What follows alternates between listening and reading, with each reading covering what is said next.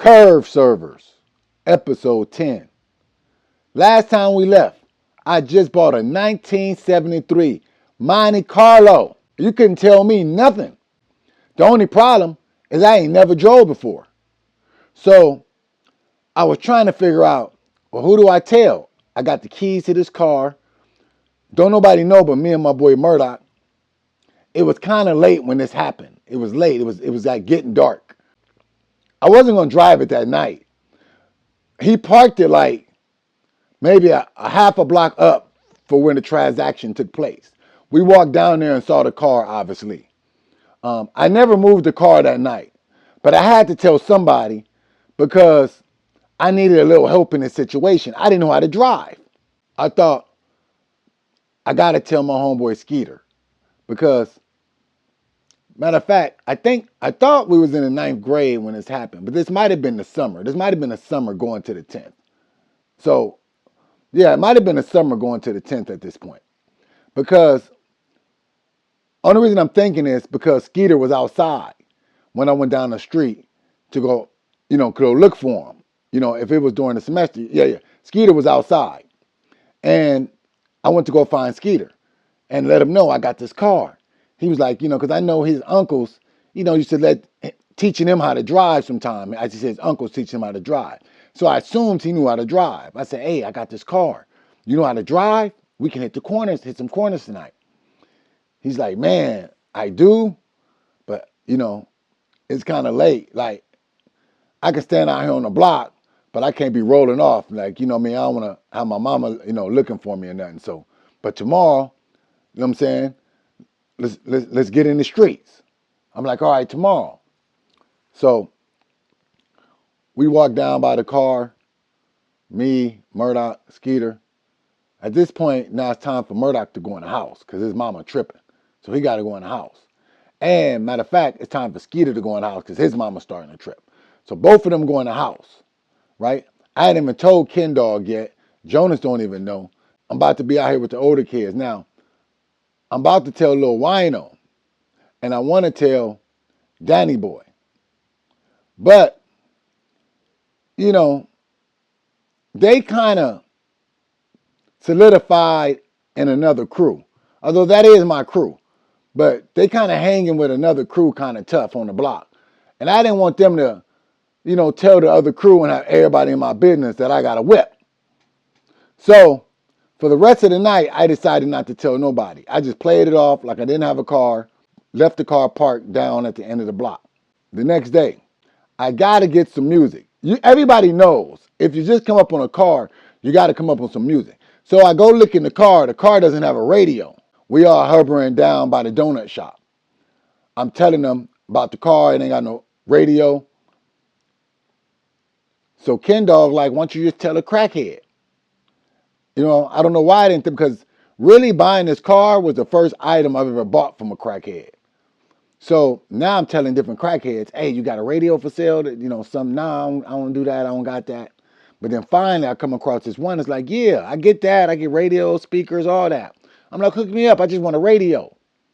Because I ain't got no money like that. I'm already down there getting $100 front from Dirt Bike. Because remember, I gave all my rocks up to get the car. So I only got like a little pocket change. I'm broke.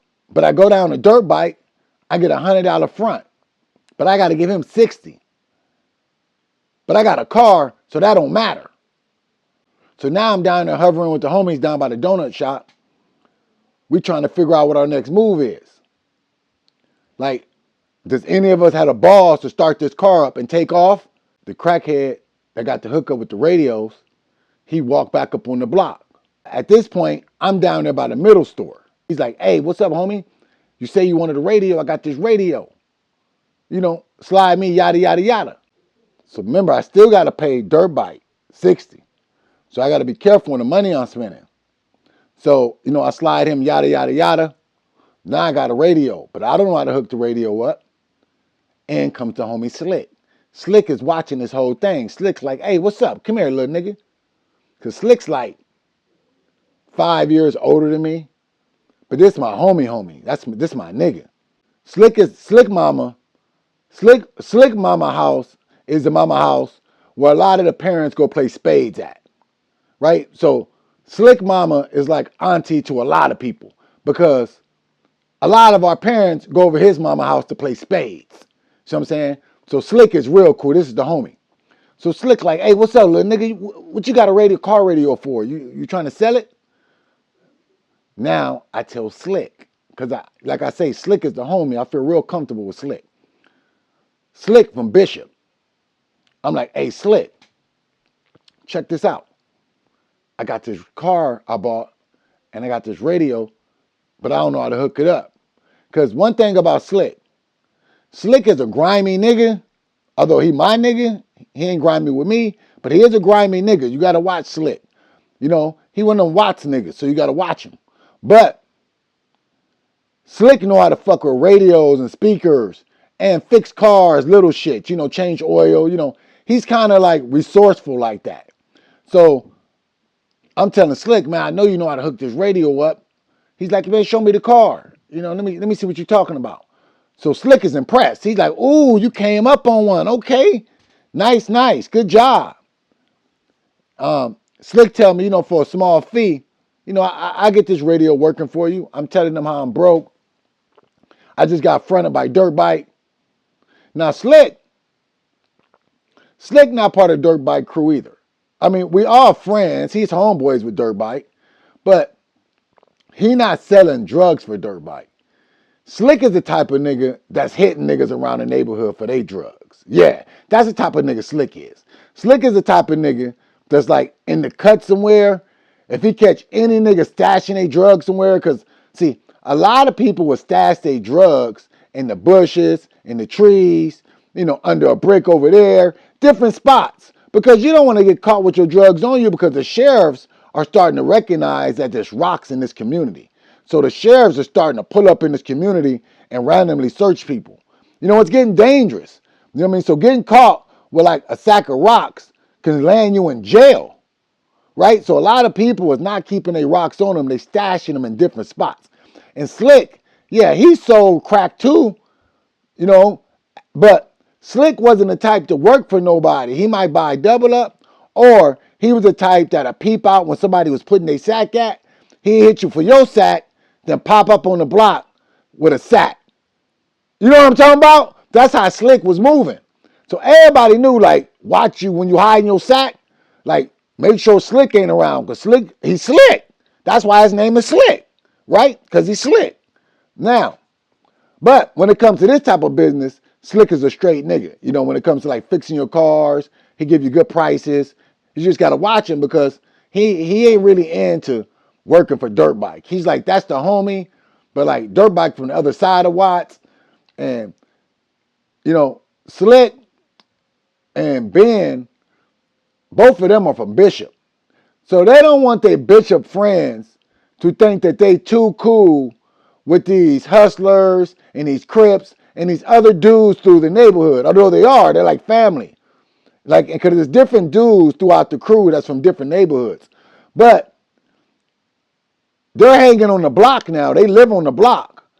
And when they go back to Bishop, there is a little bit, I don't want to say pressure, but there's a little bit of, like, what's going on? Like, I see y'all selling drugs and some of these niggas in y'all crew, you know, they may be Crips. What's up with that? And so, yeah. So Slick, he never was into selling drugs, being part of Dirt Bike crew, because it was Crips in his crew, right? He wasn't with it. You know what I mean? Now, Ben didn't give a fuck what his homies from Bishop was talking about. You know what I mean? Because he was just part of the crew when it come to making money, but he wasn't running around with no Crips. You know what I mean? He was just cool with the Crips in the crew, right? So he didn't really move according to how his homies was tripping off him. Slick did. Slick was like really adamant about, I don't work for Dirt Bike. I'm not part of that crew. Them just my niggas. But I don't work for him. So Slick was the type of nigga, like I said, he'd hit your sack. Slick got my radio to working for a small fee. Now I got to come up with some music. I had to go get Bobby Brown, Tenderoni. Yeah, that was the hot song in the streets. My homeboy was playing it. He pulled up with this hot chick. You know, they was finna go out that night. He left her in the car. He left the music up. And he was playing Bobby Brown, Tenderoni. And she had her head going in the car. You know what I'm saying? I always said to myself, okay, that song right there, I see that got the chicks going. That's a hot song, right? And so I like that song. I just heard it like maybe a week before that for the first time. The homie, because I asked him, I said, what's that song? He said, that's Tenderoni, Bobby Brown. He ain't with the Edition no more. He got his own CD. I said, damn, Bobby Brown went solo? When Slick hooked up my music, the first thing I wanted to do was go to the swap meet so I can get me a Bobby Brown cassette, right? There wasn't no CDs yet. No, we was bumping cassettes. So I had to go to the Compton swap meet so I can get the Bobby Brown hot cassette that was out. You know, Tenderoni. I still couldn't drive.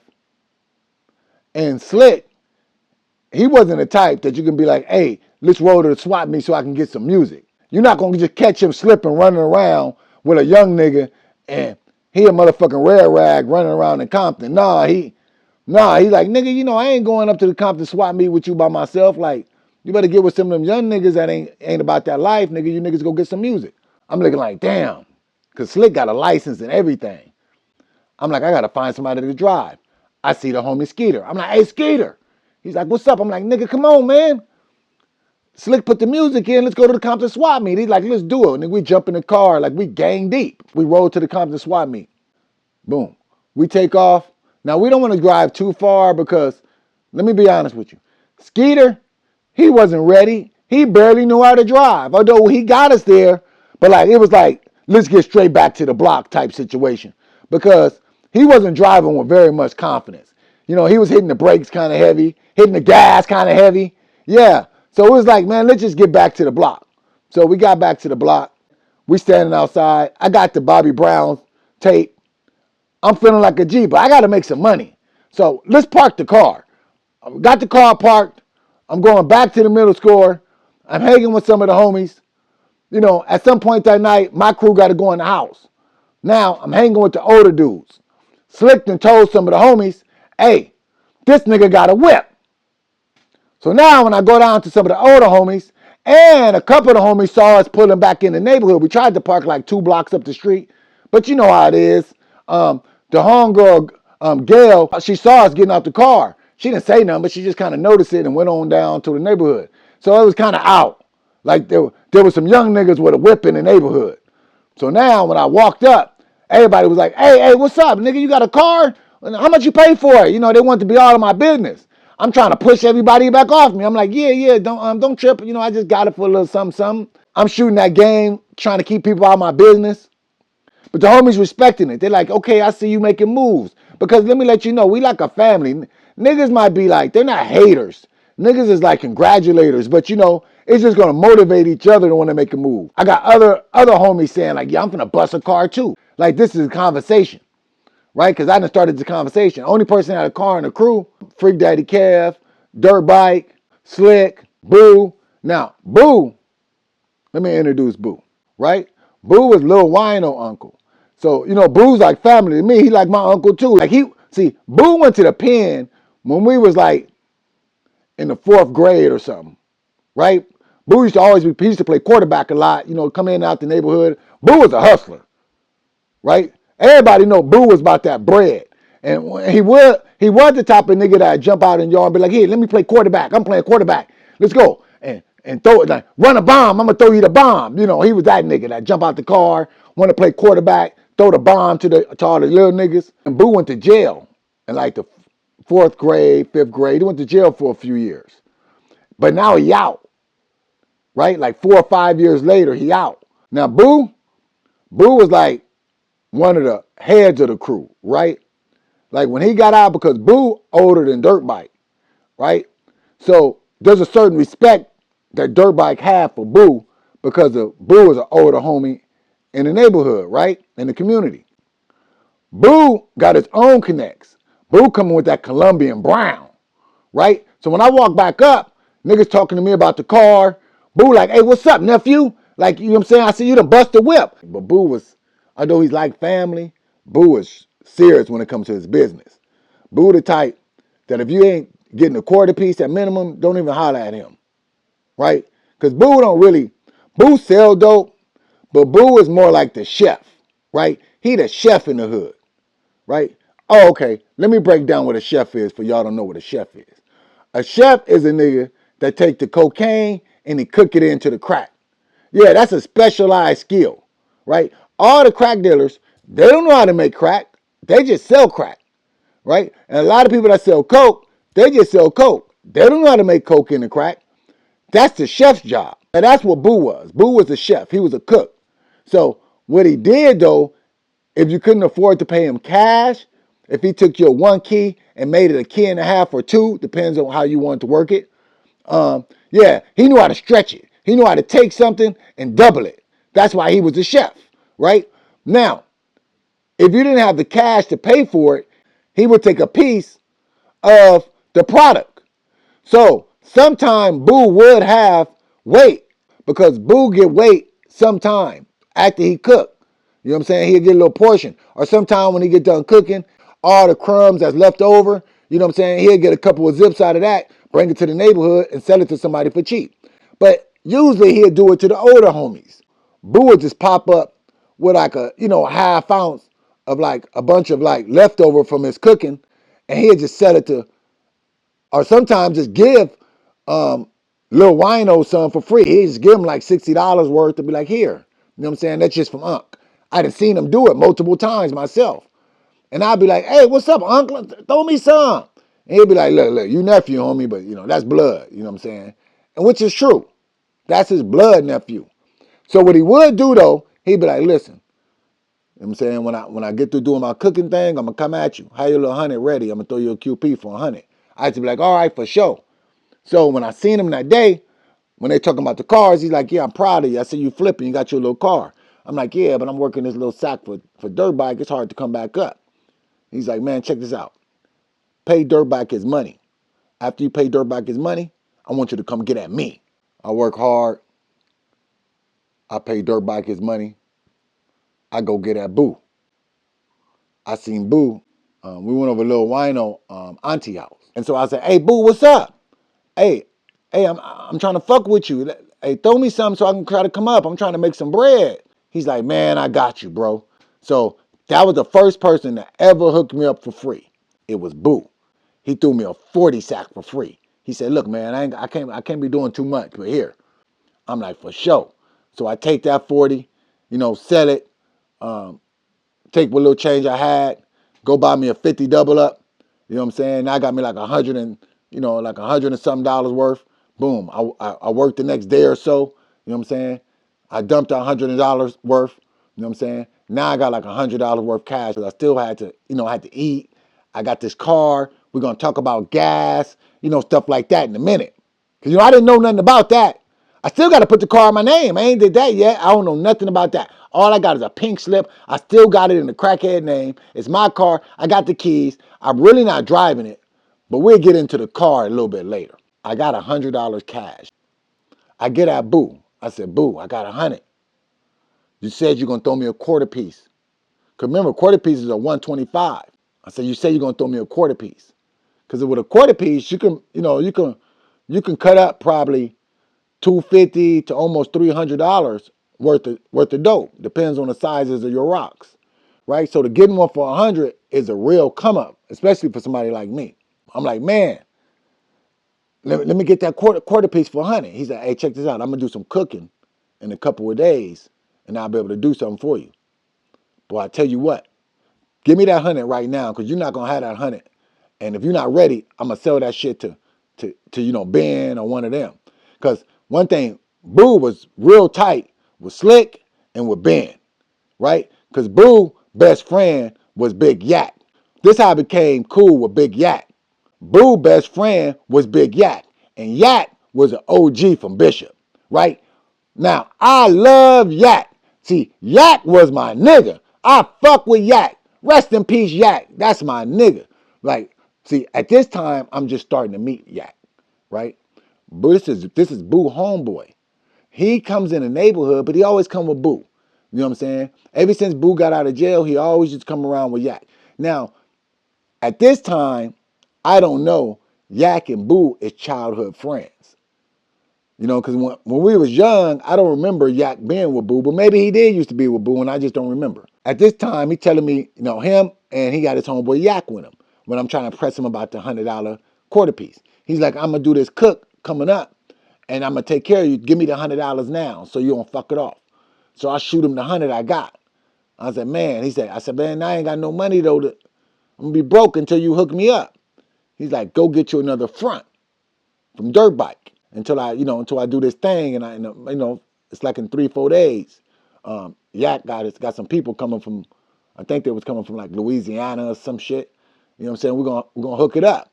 You know what I'm saying? When I hook it up, I'm gonna have a bunch of extras, and I'm gonna bring you a 7 grams out of it. I'm like, all right, for sure. I go to Dirt Bike, I get another $100 front. Dirt Bike don't have no problem fronting you. He love it, matter of fact. He love having 5 because he always have 5 or 6 niggas in the neighborhood owing him $100, $200, whatever he fronted you, a QP, a half ounce. And he also sat on the block and sold his shit rock for rock. Yeah. That's the type of nigga Dirt Bike was. Dirt Bike was a real Watts hustler. Yeah, Dirt Bike sat on the block all day long. He sell his shit rock for rock, and he sell the double ups and the quarter pieces. He was really about that bread. That's my nigga. Let me tell you something about Dirt Bike. I give Dirt Bike, that's like my number one big homie of all time. Dirt Bike. See, Dirt Bike loved us. Dirt Bike never tried to manipulate us to do evil shit.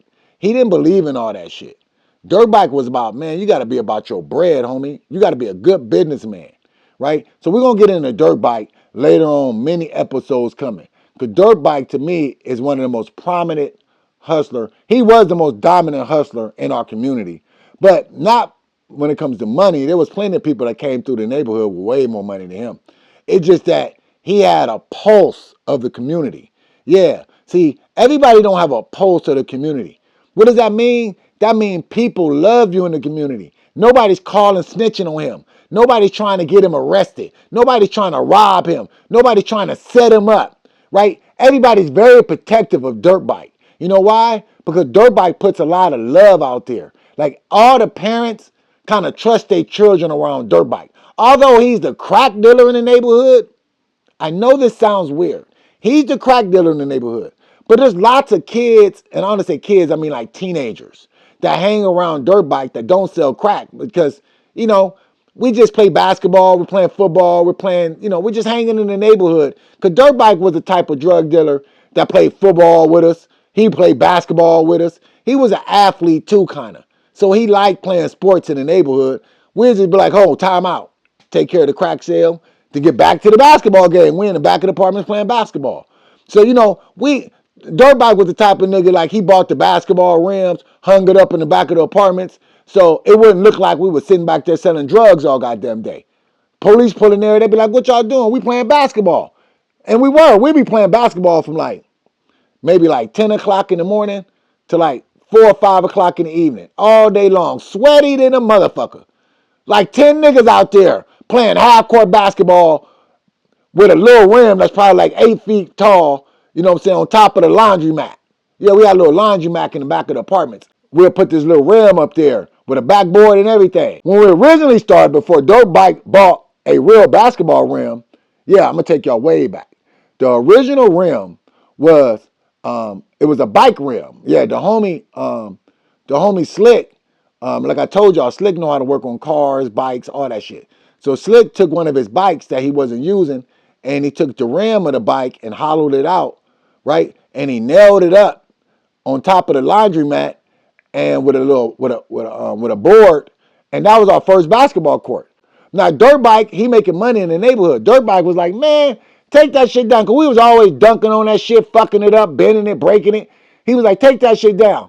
He went down to the thrift store. We had a thrift store down on the corner, right? He went down to the thrift store and he bought a real basketball court and he hung it up with a real backboard. Now, for the first time, there was a basketball court in the apartments inside the neighborhood. So now we didn't have no reason to kind of hang out outside. And whenever the police pulled up, they literally saw, 10 kids playing basketball, maybe, 3-on-3 with the next crew waiting, next team waiting, talking about we got next.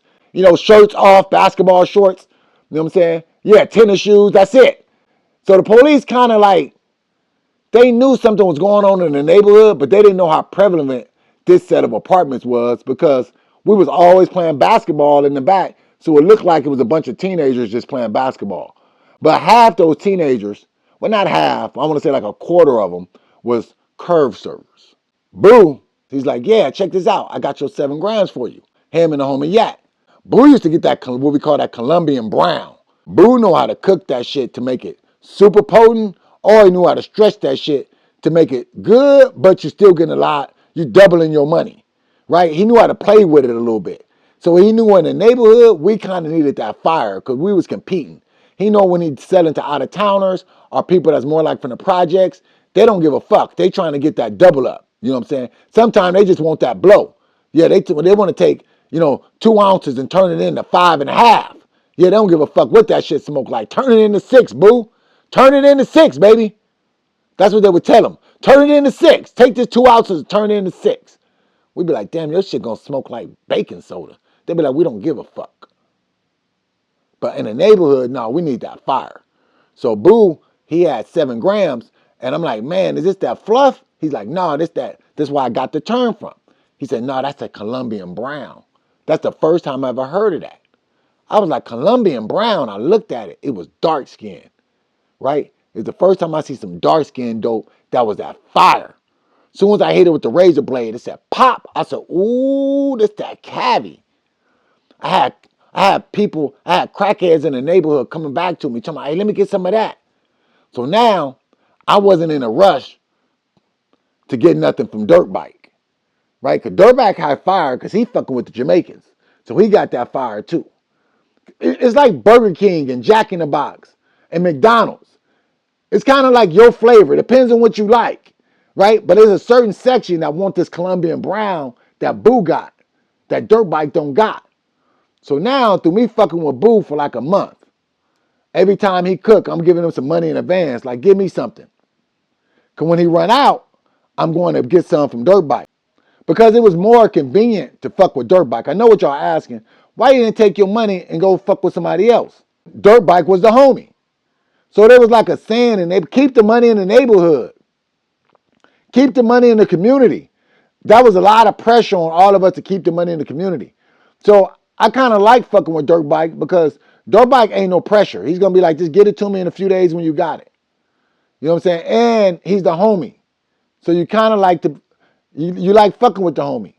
But at some point, yeah, you be like, yeah, fuck that nigga. I'm finna go get it. You know what I'm saying? I'm finna go get some money.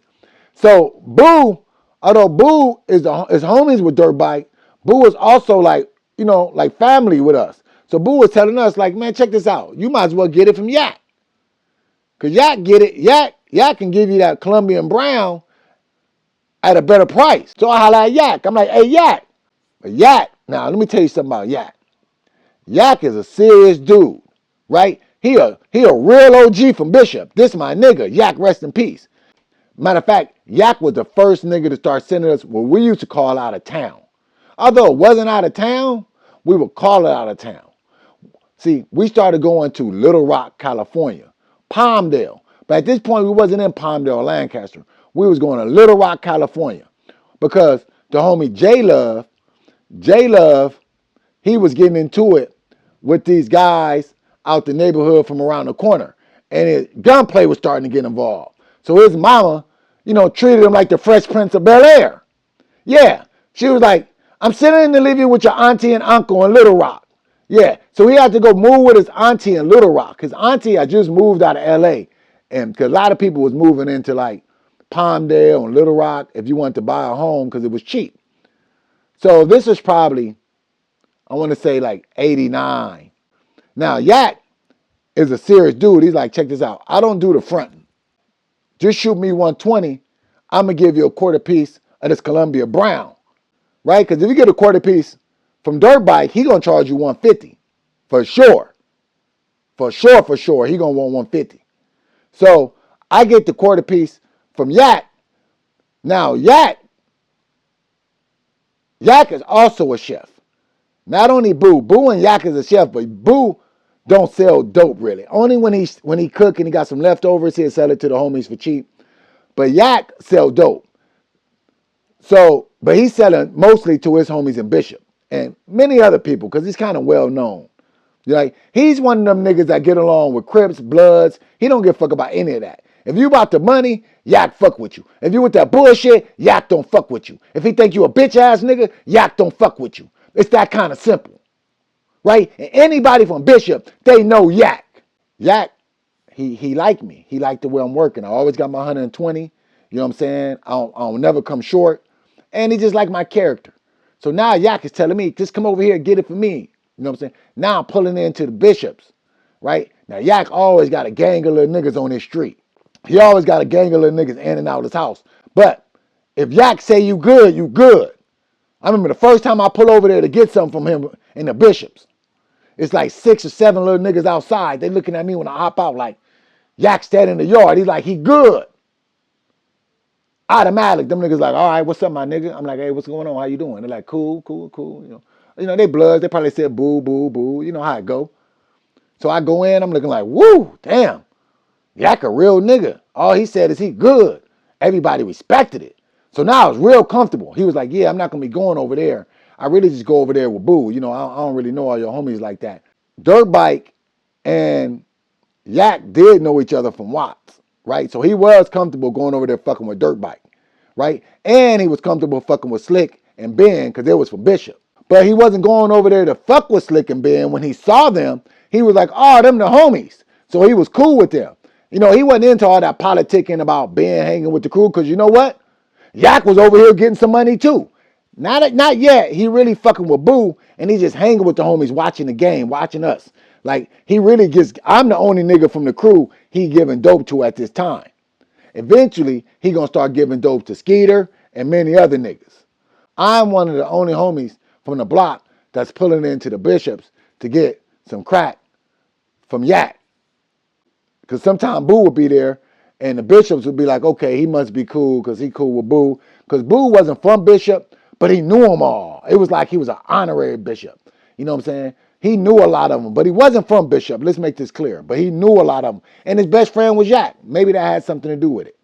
But Yak gave me a cold pass. So whenever I pulled up, them niggas was hella cool. They was hella cool. They was always like, hey, what's up, my nigga? I'm like, what's up? They was hella cool. So I felt comfortable going over in Bishop, getting that Colombian Brown. The homie J Love, he coming back from Little Rock, and he telling us, like, hey, there's customers out there in Little Rock. I discovered that there's crackheads out there, but there's not a lot of crack dealers. Some of you niggas should come out there with me. Because J Love, he dropped out of high school because he was getting into gunplay. You know, J Love joined the gang. He couldn't stay focused and stay with the money and become part of the crew when it came to just getting some money. So Dirt Bike wasn't very receptive to having J Love working inside his crew. J Love is his boy. That's his boy. That's his nigga. That's his young homie. Right? And J Love is a real dude. A respectable one. One of the most respected niggas on the block. Of the young niggas. Yeah, he one of them young 16-year-olds pushing his weight around there. J Love is real good friends with Danny Boy too, with Lil Wino. They real tight. And Jap. They like real tight. But J Love mama is in the mix real heavy, and Dirt Bike know better than to be trying to put sacks in J Love hand, because I can get his mama on his head. And one thing about Dirt Bike, he don't want no smoke with no parents in the community. See, that was the secret to Dirt Bike's success. Dirt Bike had respect for all these parents. Even if your parent was a crackhead, nobody was allowed to disrespect your parent. No, Ben finna start tripping. Dirt Bike finna start tripping. Yeah, some of the older homies, they finna start tripping because they always had respect for all the parents in the neighborhood because they was like their aunties and friends with their parents and things like that. I don't give a fuck who parent it was in the neighborhood. Nobody parent was allowed to be disrespected. So it was well known in our community, yeah, don't nobody disrespect crackheads in this community. That's still auntie. That's still Miss such and such. Like, Boo didn't play that. You couldn't disrespect. Like, Boo's sister was one of the crackheads in the neighborhood. I dare you to go up there and disrespect his sister. I dare you. Boo gonna pull up with that Mac 11. For sure, for sure. He gonna pull up with that Mac 11. For sure, for sure.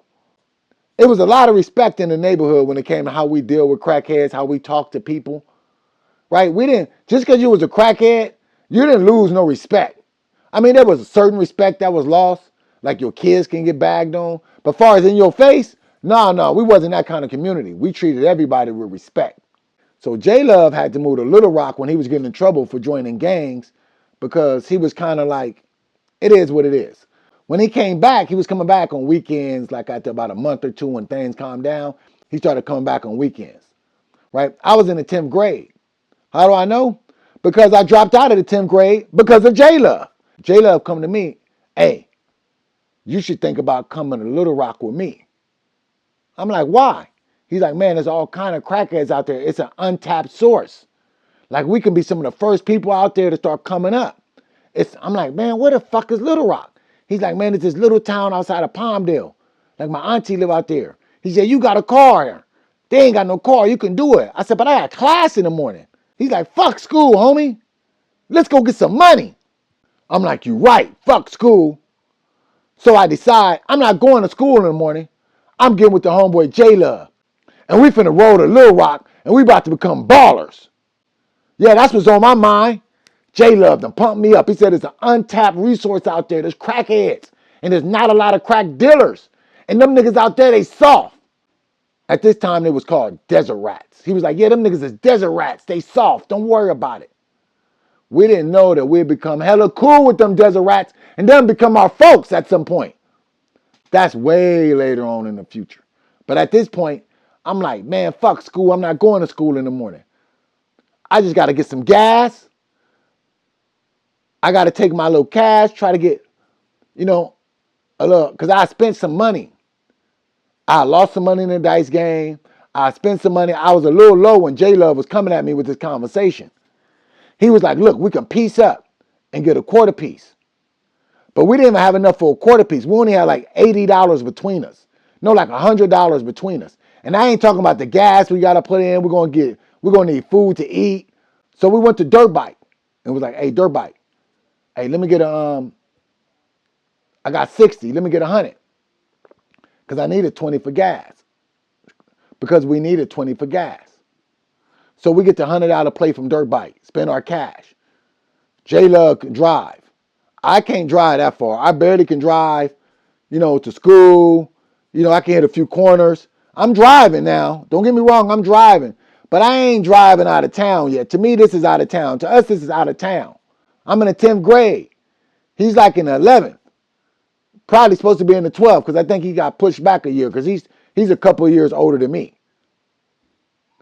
Right? J Love is real good friends with some of the older dudes in the neighborhood, but he good friends with me too. Don't get it wrong. Like his mama loved my mama. We good friends. His mama, my mama, they used to be partying together. Yeah, we good. This is my nigga. So when I pop up, I go with him. We got the $60 worth from Dirt Bike. We got $100, maybe $100 and something worth of crack. We heading to Little Rock. We get to Little Rock. I see his auntie. She's like, hey, what's up, boy? I'm like, hey, how you doing, auntie? He's like, yeah, the homie gonna be staying with us for a little while. She's like, oh, it's okay. It's all good. So now I'm like, hey, so what we gonna do? How we gonna make our move? He's like, yeah, it's some trailers over there, on the other side of Little Rock. Let me show you. Let's get in the car. Boom. We push to the other side of Little Rock. Boom. It's this trailer sitting in the middle of the desert, like with a couple of little houses sitting in the desert, these dirt roads, and it's this trailer sitting there, right? And he's like, yeah, this is where we're gonna make our fortune, right there in that trailer. I'm like, that trailer? Sitting on that parking lot of dirt in the middle of nowhere? He's like, yeah, let's go. Let me introduce you to the crackhead that live up in there. I'm like, this is wow. Come on. I ain't gonna lie, my heart beating. But J Love, like I say, he a certified goon, right? This is one of my niggas. This one that I consider like, he not a big homie because he only like 2 years older than me. But he like, he one of my big dogs. Yeah, he one of the niggas, if you fuck with me, I'm going to get him. Yeah, he one of the niggas I go get. Because he kind of a bigger dude, right? So he's like, nigga, it's all good. Let's go, nigga. So we jump out the car. Boom. We knock on the door. We pull in this crazy, skinny ass, tall nigga, crackhead open the door. Money Mike. Yeah, he introduced me to Money Mike. Let's talk about it. Money Mike said, come in. Who is this? J-Love said, it's the homie. I told you I was going to come back with some cavi. Hey, break that shit out. Show them what we got. This is the end of chapter 10, curve servers. I'll be back for chapter 11. Coming back soon.